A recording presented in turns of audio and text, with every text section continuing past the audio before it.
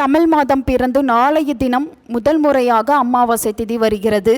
இந்த அமாவாசை தினத்தில் நம் வீட்டில் இருக்கக்கூடிய கடன் பிரச்சனைகள் தீர சுலபமான முறையில் கல்லுப்பு பரிகாரத்தை எப்படி செய்வது என்பதை பற்றி தான் இந்த வீடியோவில் பார்க்க போகிறோம். அமாவாசை தினத்தில் குலதெய்வத்தை வேண்டி நாம் செய்யக்கூடிய இந்த பரிகாரத்தின் மூலம் நமக்கு உடனடியாக கைமேல் பலன் கிடைக்கும் என்ற நம்பிக்கையோடு இந்த வீடியோவை தொடர்ந்து பாருங்கள். கடன் தீர செய்ய வேண்டிய பரிகாரத்தை தெரிந்து கொள்வதற்கு முன்பு ஒரு விஷயம். நாளை அமாவாசை தினம் என்பதால் உங்களுடைய வீட்டில் முன்னோருக்கு செய்ய வேண்டிய திதி தர்ப்பணங்களை தவறாமல் செய்துவிடுங்கள்.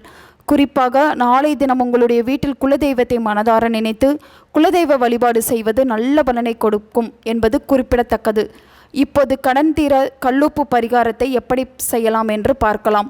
நாளைய தினம் காலை 6 மணியிலிருந்து 7 மணிக்குள் இந்த பரிகாரத்தை செய்துவிடுங்கள். முடியாதவர்கள் மாலை 6 மணியிலிருந்து 7 மணிக்குள் இந்த பரிகாரத்தை செய்து முடித்துவிட வேண்டும். ஒரு மஞ்சள் நிற சதுர வடிவில் இருக்கும் துணியை எடுத்துக்கொள்ளுங்கள்.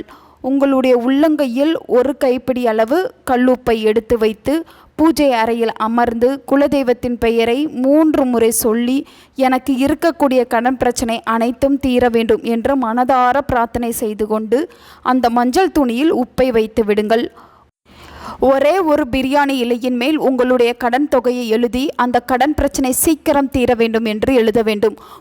உதாரணத்திற்கு, எனக்கு இருக்கக்கூடிய 1 லட்சம் ரூபாய் கடன் சீக்கிரம் அடைய வேண்டும் என்று எழுதி இந்த பிரியாணி இலையை கல் உப்போடு வைத்துவிட்டு இதோடு ஒரே ஒரு வசம்பு துண்டு வைத்து மஞ்சள் துணியை ஒரு நூலால் கட்டி முடிச்சு போட்டு உங்களுடைய நிலைவாசல் படியில் வெளிப்பக்கத்தில் கட்டிவிட வேண்டும். அடுத்த மாதம் அமாவாசை அன்று மஞ்சள் துணிக்கு உள்ளே இருக்கக்கூடிய உப்பை மட்டும் எடுத்து தண்ணீரில் கரைக்க வேண்டும். தண்ணீரில் கரைக்கும் போது உங்களுடைய கடன் கரைவது போல எண்ணிக்கொண்டே உப்பை கரைத்து விடுங்கள். ஒவ்வொரு மாதம் அமாவாசை வரும்போதும் பழைய உப்பை தண்ணீரில் கரைத்து விட்டு புதிய உப்பை அந்த மஞ்சள் துணியில் வைத்து மஞ்சள் துணியில் இருக்கக்கூடிய மற்ற பொருட்களை எல்லாம் அப்படியே அந்த மஞ்சள் துணியை வைத்து நிலைவாசல் படியில் கட்டி வர உங்களுடைய பணப்பிரச்சனைகள் கடன் பிரச்சனைக்கு கூடிய விரைவில் ஒரு தீர்வு கிடைக்கும்.